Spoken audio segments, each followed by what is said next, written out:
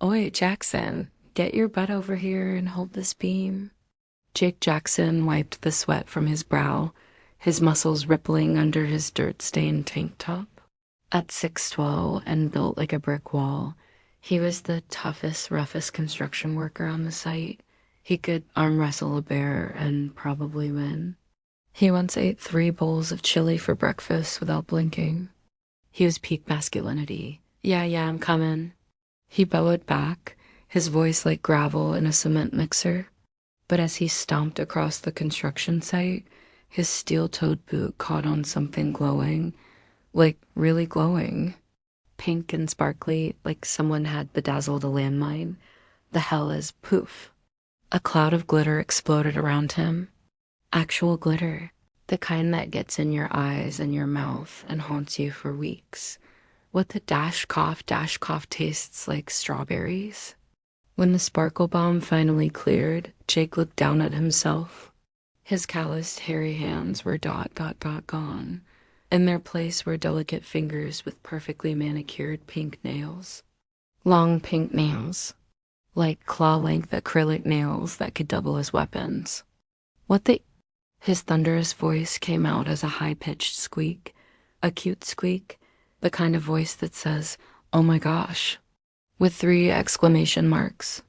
His burly chest had been replaced by 2 very obvious, very bouncy problems that definitely weren't there 30 seconds ago. His work pants had transformed into the shortest, tightest denim shorts known to mankind, shorts so small they might as well be a belt. His tank top was now a pink crop top with "cutie" written in glittery letters, and his hair, oh God, his hair. His short, practical busket had become a cascading waterfall of golden blonde waves that tumbled past his hair shoulders and smelled like vanilla cupcakes.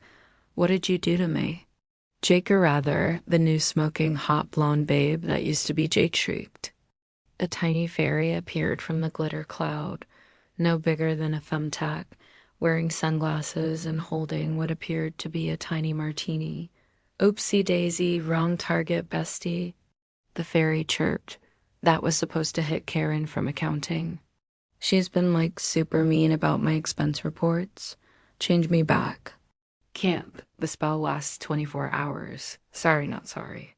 The fairy took a sip of her drink. But like, you look amazing, hun. Work it. Pop. The fairy vanished. Jake stood there, shell-shocked, as his coworker Mike rounded the corner. Hey, Jake, did you holy? Mike's jaw literally hit the floor. Like anima style, with his eyes bugging out of his head. Who ... Who are you? It's me, Jake. The blonde bombshell squeaked, trying to deepen her voice, but only managing to sound like a very angry chipmunk. Jake's a dude. A big dude. You're, Mike's brain was clearly short-circuiting. You're a wow. It's the fairy. Shit, Jake tried to gesture wildly, but her new nails were so long, she nearly poked her own eye out. Oh.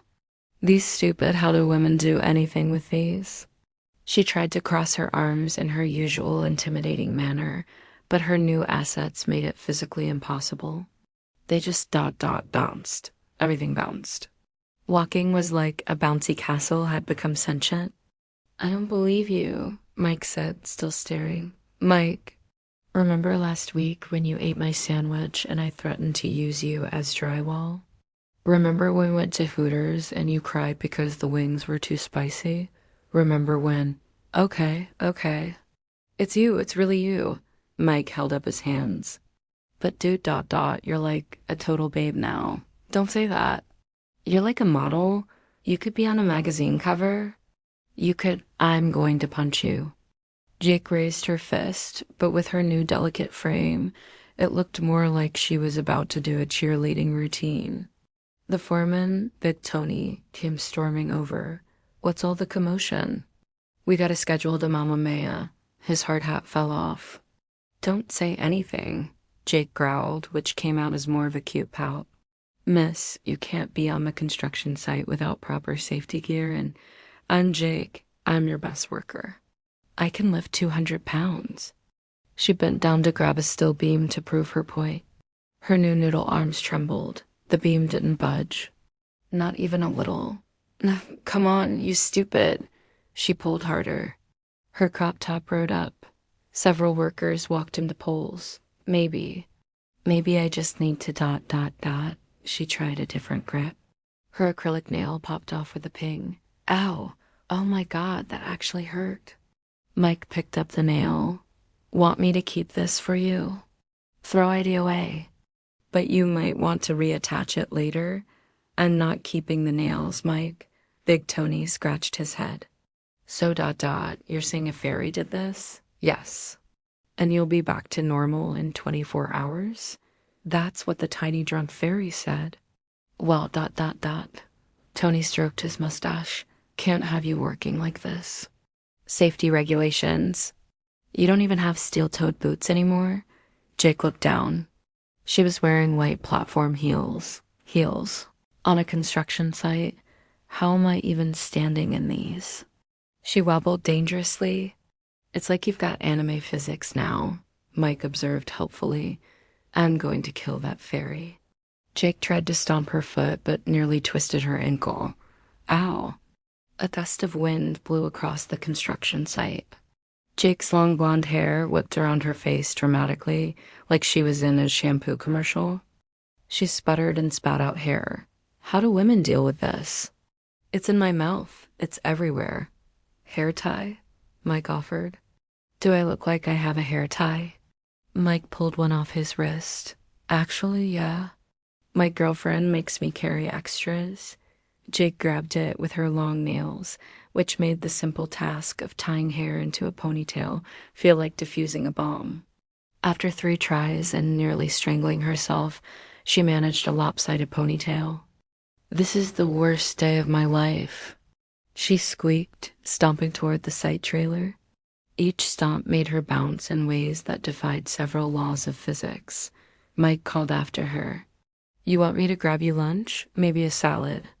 I want a triple bacon cheeseburger with extra fries. Double quotes, ... Definitely still Jake. Inside the trailer, Jake collapsed into a chair, which groaned under the weight of approximately 70 pounds less than usual. She caught her reflection in the window. Gorgeous blue eyes, perfect skin, lips that looked like they'd been stung by very attractive bees. The kind of face that launched Instagram accounts.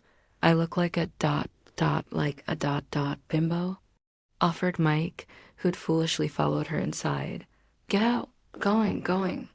Mike scrambled for the door but paused. For what it's worth. You make a really hot girl? A steel-toed boot, Jake's old boot, still sitting by the door, flew across the room. Mike ducked just in time. 23 hours and 59 minutes to go. This was going to be the longest day of Jake's life. And somewhere in the ethereal realm, a tiny fairy giggled into her martini.